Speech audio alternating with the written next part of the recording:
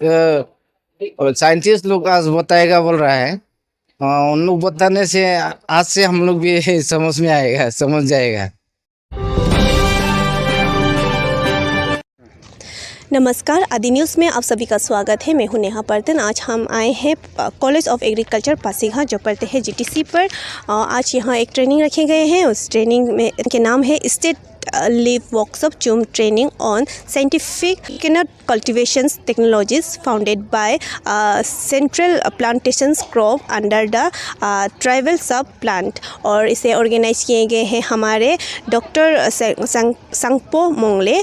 और यहाँ पर चीफ गेस्ट पर आए हैं ओकेन ताइंग सर जी जो एमएलए है 39 मेबो कॉन्स्टिट्यूशन की। और गेस्ट ऑफ ऑनर आए हैं हमारे doctor Hebbar K B director central plantations crop. तो आइए हमारे साथ इस ट्रेनिंग पर बने रहें।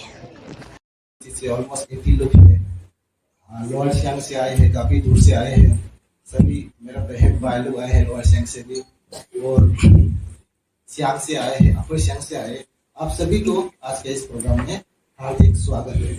और मैं आशा करता हूं कि आज का इस प्रोग्राम आप सभी के लिए लाभदायक रहे और आप इस एक दिवसीय जो प्रोग्राम है इससे आपको कुछ ना कुछ benefits मिले। So with these few words, I would like to conclude. Thank you so much. Ecosystem management program organized by then the director ICR Atari, Dr. Kader Bell, and particularly I was a director Atari prior to Dr. Kader Bell also there, and we discussed about this program. I am very much thankful that he has already consent. गद्दा बना के लगा दिया। तामुल बागान के बारे में हम लोग का मेवा तरफ में हम बोलेगा, हम लोग का वहाँ में सुइटेबल है, मिट्टी ठीक है। हम लोग को अभी इस बुक एनकरेजमेंट देने के लिए यहाँ एग्रीकल्चर कॉलेज में हम लोग को बुलाया है ट्रेनिंग के लिए। और इसमें हम लोग देखता है, हम लोग फार्मर जो अगर ध्यान से करेगा, इंटरेस्ट लगा के करेगा तो हम लोग का यहाँ फार्मर लोग का बहुत बेनिफिट होगा। मिट्टी बढ़िया है, जगह है, एरिया भी बहुत बड़ा है। हम लोग का वहाँ में मेवो में बहुत सुइटेबल है कि मेवो को क्या वहाँ के जितने भी वो फार्मर है उन्हें आप क्या मैसेज देना चाहोगे? मैं ये बोलूँगा कि आपका सेल्फ रिलायंस में एम्फेसिस करना है। आप किसी का ऊपर भी डिपेंडेंट नहीं करना है। तो आप फार्म करते हैं तो फार्मिंग से आपका सेल्फ डिपेंडेंसी आना है, आपका इकोनॉमिक सस्टेनेबिलिटी आना है। तो आप थोड़ा साइंटिफिक दिमाग लगा के सिस्टमेटिकली करने से आपका सेल्फ रिलायंस और आपका जो इनफ सफिशिएंट इनकम आपका एग्रीकल्चर से भी आ सकता है। और ये तामुल जो पेड़ है उसके अलावा I am sure there are other products. सिर्फ वो गुटी को फ्रूट को छोड़ के दूसरा भी जो हमारा जब वैसे प्रोडक्ट बन सकता है उसको भी हम रिक्वेस्ट करूँगा हमारा सारे लोगों को ये भी एक्सप्लोर करे और हमको आइडिया दे कि हमारे फ्रूट के अलावा अगर तामुल का पेड़ से क्या क्या कर सकता है। सर, अगर कोई फार्मर यहाँ के जो जितने भी हमारे ये नोटिस के हैं, अगर वो इसका फार्मर मतलब खेती करना चाहे तो मतलब उसको जैसे तामुल के जो होते हैं बीज होते हैं उसे लगाते हैं तो कितने डिस्टेंस में लगाना चाहिए? नो, एक्चुअली डिस्टेंस साइंटिफिकली वो देखा है। For example tamul around 3 feet by 3 feet, that much distance तो देना है। And suppose if you are planning to take up any intercrops, you have to give accordingly depending on the what intercrop you take, you have to give slightly more distance. So otherwise it is all scientifically well established what should be the distance and everything. So only thing is they have to follow scientific methodology. They have to be in touch with scientists or the expertise who are having these experts. I think then if you cultivate, they will get a best yield. Sir, आपने मेवो को choice किया गया है तो वहाँ का जो भी लोग मतलब लगाना चाहेंगे, इस सुपारी की खेती करना चाहेंगे तो उसको कितना ग्रो मिलेंगे? मतलब ग्रो मतलब लगाने के बाद मतलब कितने दिन मतलब? तामुल का कहानी ऐसा है। देखिए, तामुल एक्चुअली एक ही बार में फाइनल जगह में नहीं लगाते हैं। हम लोग भी पुराना तामुल का खेतियक है, ठीक है ना। We are the actually tamul farmer है।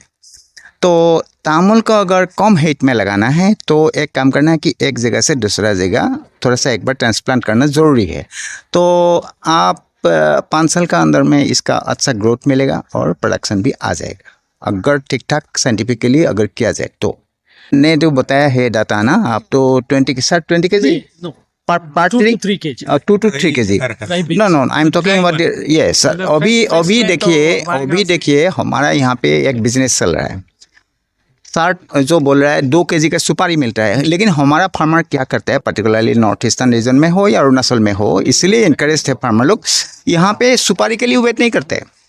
हमारा यहाँ पे जो एरेकानट सर, हमारा यहाँ पे जो एरेकानट अभी एनकरेज हो रहा है, फार्मर सर टेम्पटेड, इसका वजह एक ही है कि ये जो कासा तामुल है, कासा तामुल जिसको बोलते हैं, ये कासा तामुल बाहर का व्यापारी आता है और इसको ट्रक भर के लोड करके केजी करके ले जाता है। अदरवाइज इतना तामुल खाने वाला लोग तो हिंदुस्तान में भी कम है, और इसका अगर इस तरफ का मतलब इंडस्ट्रियल यूज़ नहीं होगा तो इतना फार्मर को ग्रो करके फायदा नहीं है।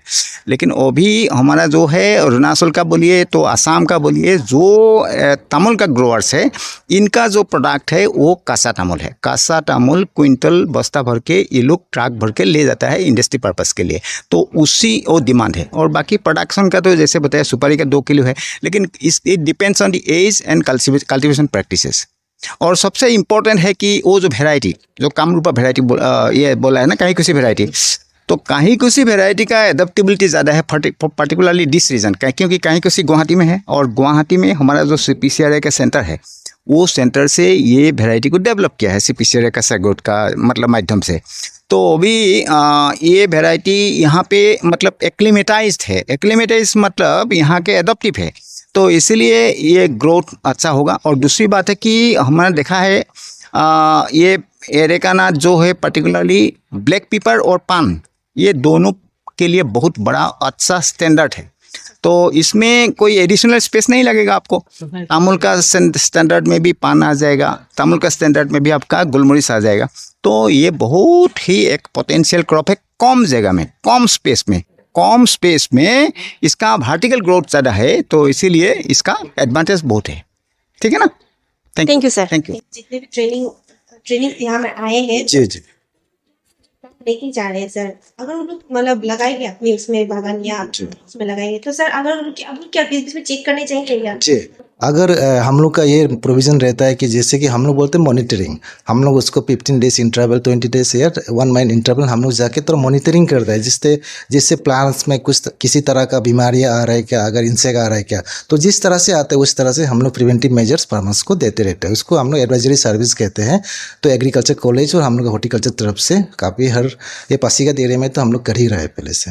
Thank you. तो सर जैसे कि अभी फिलहाल ये सर ने कहा कि मबो को सिलेक्ट किया गया है, तो अगर मबो से यहाँ से कोई गया लगाना चाहेगा सर, तो सबसे पहले उनको क्या करना चाहिए? जैसे अभी हम लोग का टेक्निकल सेशन चल रहा है, टेक्निकल सेशन में साइंटिफिक कल्टीवेशन और एरिकानट का ऊपर हो रहा है, तो हम लोग का अगर साइंटिफिक कल्टीवेशन और एरिकानट कहा जाए तो साइट सिलेक्शन से लेके सॉइल टेस्टिंग से लेके काफ़ी सारा स्पेसिंग मेंटेन करना पड़ता है, और काफ़ी डिजीज मैनेजमेंट प्रैक्टिसेस है, पेस्ट मैनेजमेंट प्रैक्टिसेस है, उसका ऊपर भी रहा है। तो उसमें फार्मर्स लोग को काफ़ी उसका बारे में कितना नॉलेज चाहिए फार्मर्स लोग को यहाँ पे दिया जाएगा, और फार्मर्स लोग को एम्पावर किया जाएगा टेक्निकली। उसका बाद ये सप्लिंग्स को उन लोग को, ताकि उन लोग को लगाने के बाद कुछ प्रॉब्लम ना आए।